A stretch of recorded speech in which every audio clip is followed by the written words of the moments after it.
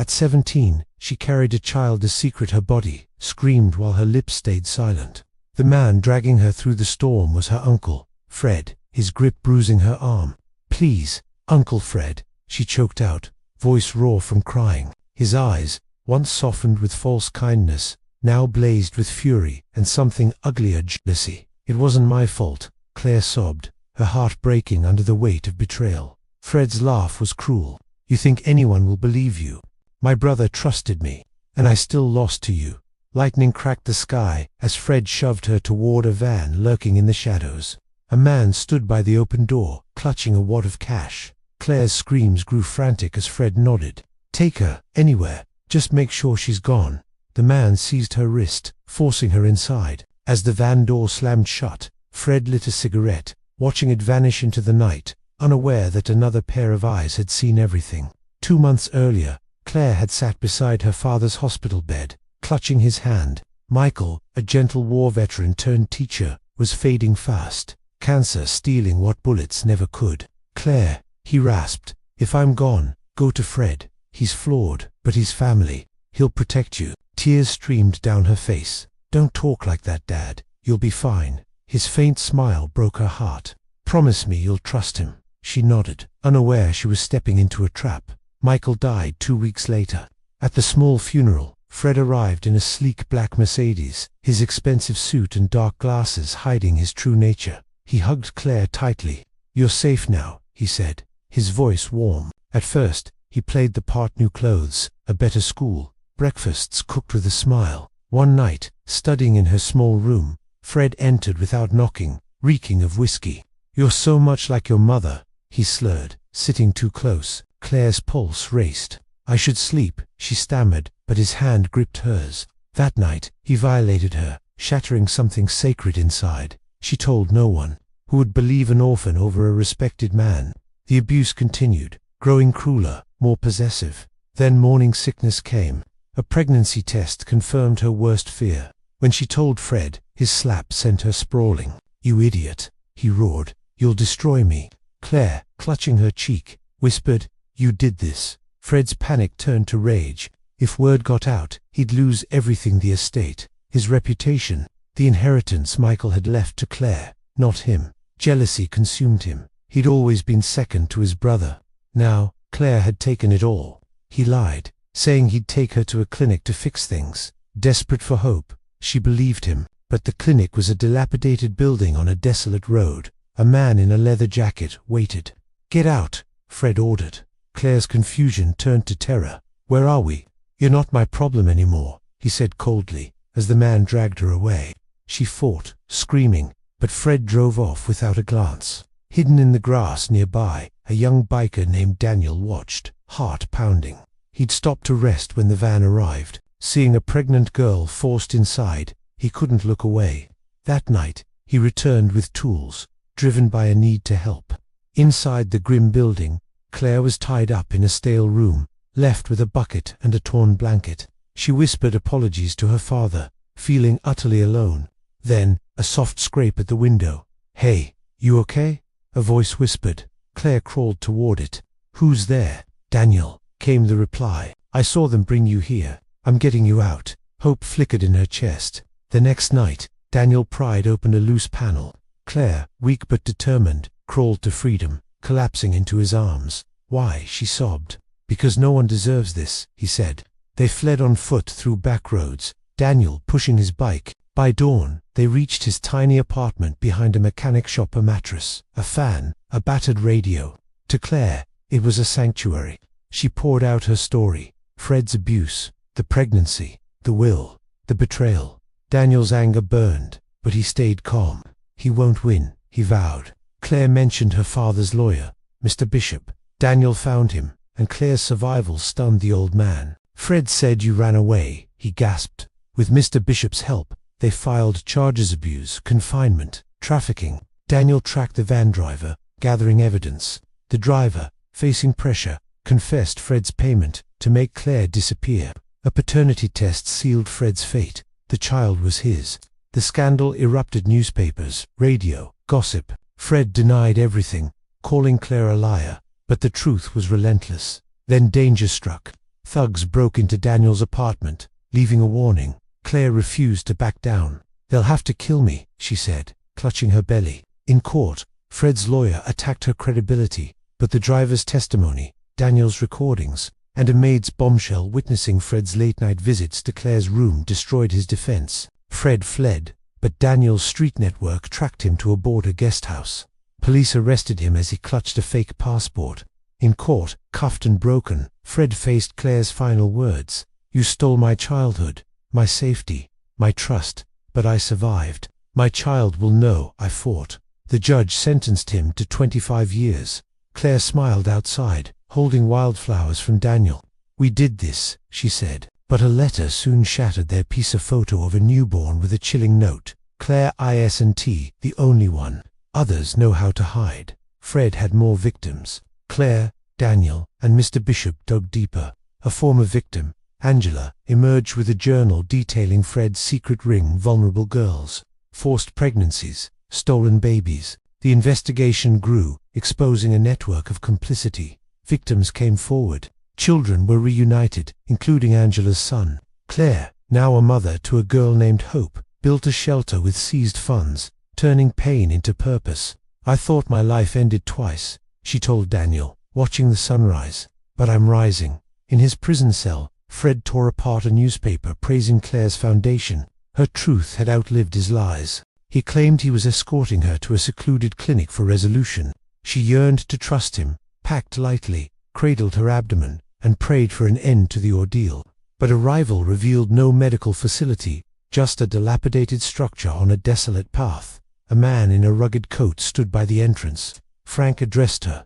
"Exit the car." Clara blinked. "What is this place?" "You're leaving with him."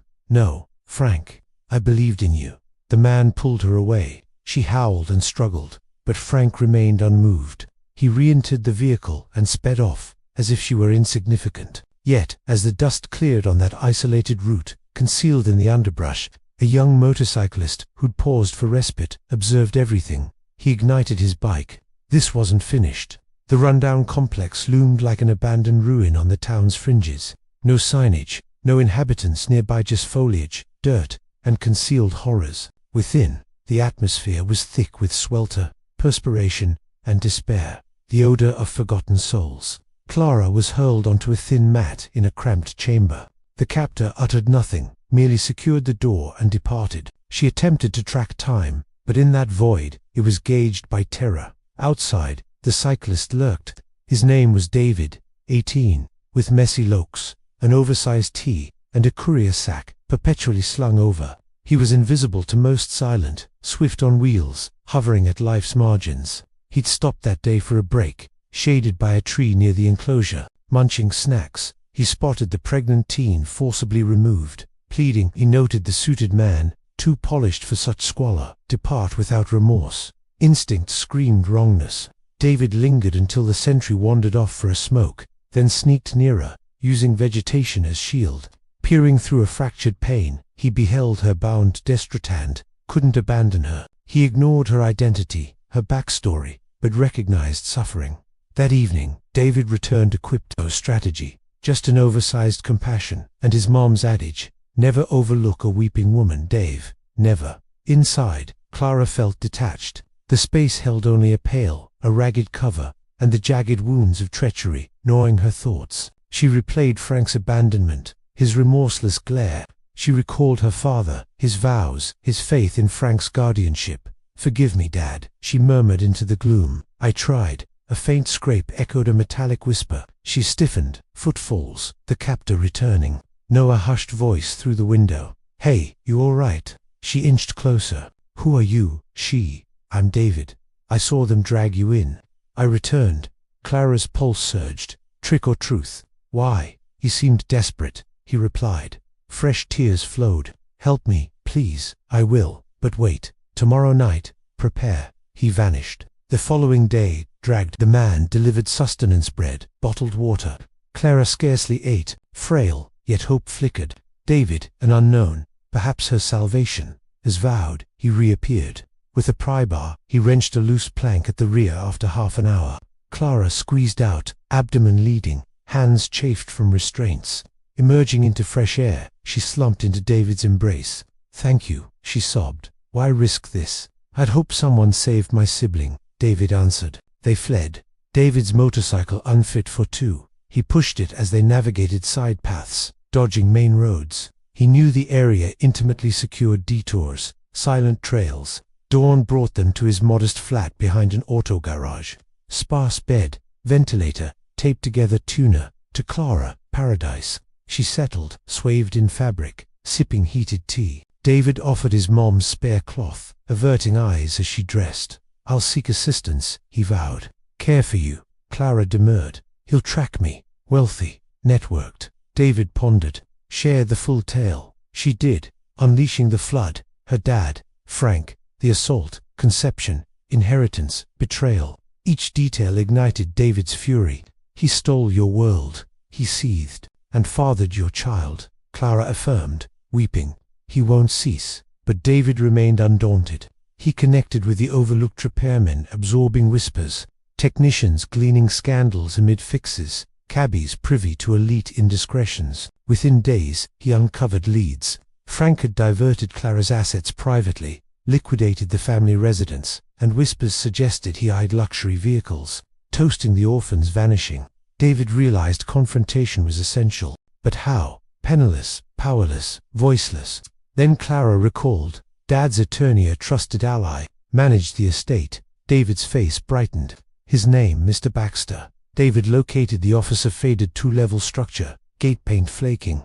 Mr. Baxter gaped at Clara's survival. "They claimed you fled troubled, erratic." Clara shuddered. "Lies. He aimed to obliterate me." Baxter rose. "This alters all. The will we have leverage," yet he cautioned Frank's resources, sway, elite allies. Justice demanded more than honesty evidence. David recalled the vehicle, the abductor, perhaps traceable. With Baxter's aid, they lodged a complaint.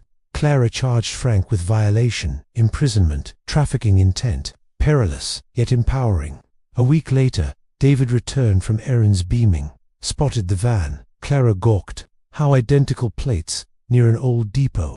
Tailed the driver, snapped images. He displayed them. Baxter verified the man's prior smuggling. Coercion, pressured via Baxter's pact. He spilled. Frank's payment, rendezvous, girl's description, erasure orders. Baxter issued a freeze order. Frank received papers next dawn. Scandal ignited, tycoon accused of violating, trafficking kin. Broadcasts, online buzz, local chatter. Frank floundered, refuted, dubbed Clara delusional. But inconsistencies mounted. Why withhold her vanishing from the lawyer? Why siphon her funds offshore? Paternity results sealed it Frank's child. Chaos ensued. Yet as Clara sensed closure, intruders hit David's place. No theft, just a menace. Back off, or worse. They'd stirred a viper. Clara huddled that eve, cradling her bump, eyeing the shattered latch. David gripped a club. "They crave your silence." Clara steeled. "They'll need to end me." The courtroom brimmed journalists, relatives, acquaintances, attorneys, idle spectators. The town seemed convened for the family's implosion. Protesters outside brandished placards. "Justice for Clara." Murmurs debated the claim's veracity. Frank perched rigidly, suited impeccably, feigning innocence. His elite counsel, groomed and eloquent, prepped to depict Clara as volatile. But she wasn't isolated. Entering with David flanking, Baxter leading, her pregnancy evident, gazes pierced, judged, speculated. She held firm. Trial's onset was savage. Frank's lawyer grilled Clara, framing her as vengeful. "You allege assault. Why delay report?" Terror gripped me. She met his eyes, alone, disbelieved. No proof beyond words. Clara faltered briefly, scanning judge, jurors, Frank's smugness. Shift came with the abductor's entry, shackled, jumpsuited, testimony stark. "Frank hired me to vanish her disgrace," he said. "Double pay." Objections flew. Criminal history. Judge confession stands. David's audio of the drivers naming Frank bolstered. Frank's side decried unreliability, tampering. Baxter's ace. Technician's recital. 99.9% paternity match. Audible shocks. Judge silenced clamor. Frank's composure fractured. Trial lingered. Frank's team assailed Clara's psyche, citing post-loss counseling, warping grief to fantasy. Then, interruption. A mid-30s woman rose. Timid. I must speak. Judge. Identify. Glancing Clara. Frank. Anna. Ex-maid. Frank blanched. Permitted. She revealed. Witnessed improprieties, excessive contact. Assumed paternal, but spied him enter her room nightly. Locking. Silence enveloped. Why silent? Prosecutor queried. Job necessity. Lone parent. Post-vanishing. Regret brewed. Frank's counsel smeared her, but impact lingered. Adjournment. Media stormed. Maid's bombshell in abuse saga. Flashes. Banners. Frank absented next session. In Baxter's quarters. Trio-eyed broadcast. Fugitive Frank. Warrant active. Vanished. Clara panicked. He'll flee. Baxter. Not on our watch. David mobilized pals. Bikers scouring vicinities. Querying tipping guards. Lead emerged. Frank near border lodge. Prepping katana escape. Clara pleaded restraint, but David assured. Cautious. No vanishing. In dim quarters. Frank paced. Perspiring. Unprepared for fallout. Assumed Clara's erasure. David's naivety. Baxter's hush. Now hunted headlines. Predator flees. He muted screen.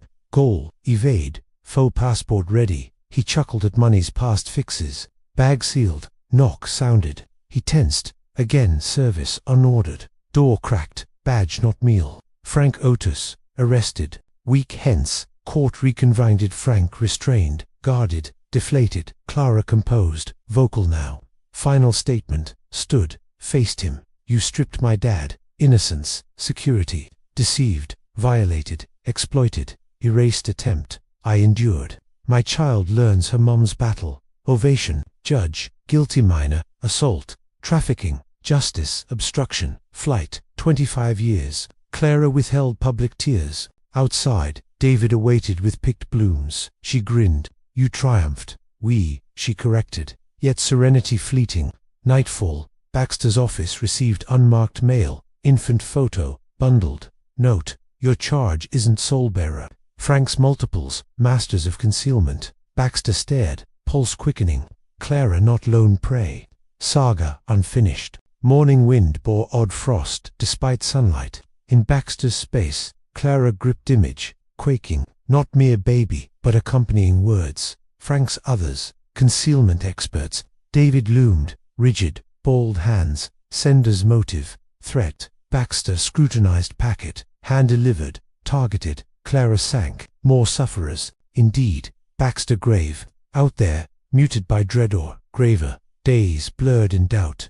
Frank incarcerated. Yet his shadow lingered. Clara's visions haunted by that infant. Linked to her agony, though unrelated. Spotlight endured victory famed. Her image ubiquitous. Proposals flooded. Chats, publications, aid groups. Declined not ungrateful, but unfinished war. No facade of healing on air. She confided David, not with potential sisters enduring. David, now Baxter's aide, probed deeper legal networks. Street savvy. They outreach anonymously. Flyers, alerts, hotlines, beckoning tales.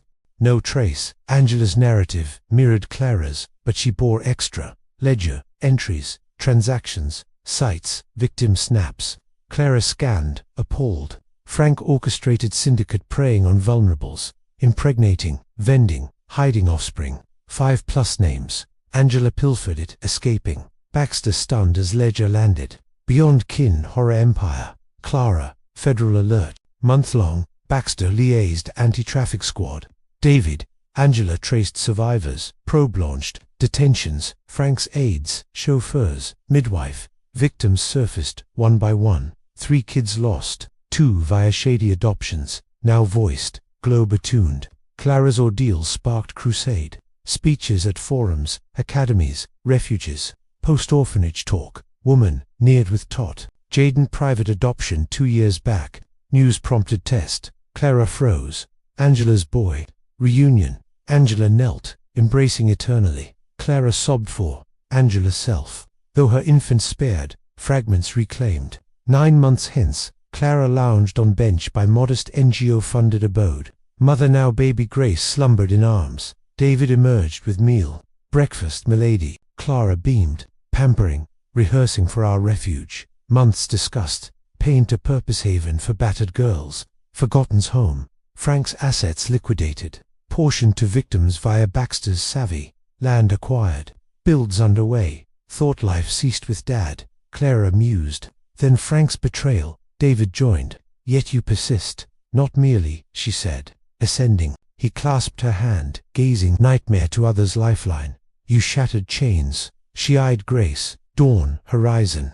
We, distant cell. Frank solitary. Paper-strewn. Survivor erects anti-traffic foundation. He shredded it, mute, to tardy. Truth echoed, enduring errors. To 2129ths. 3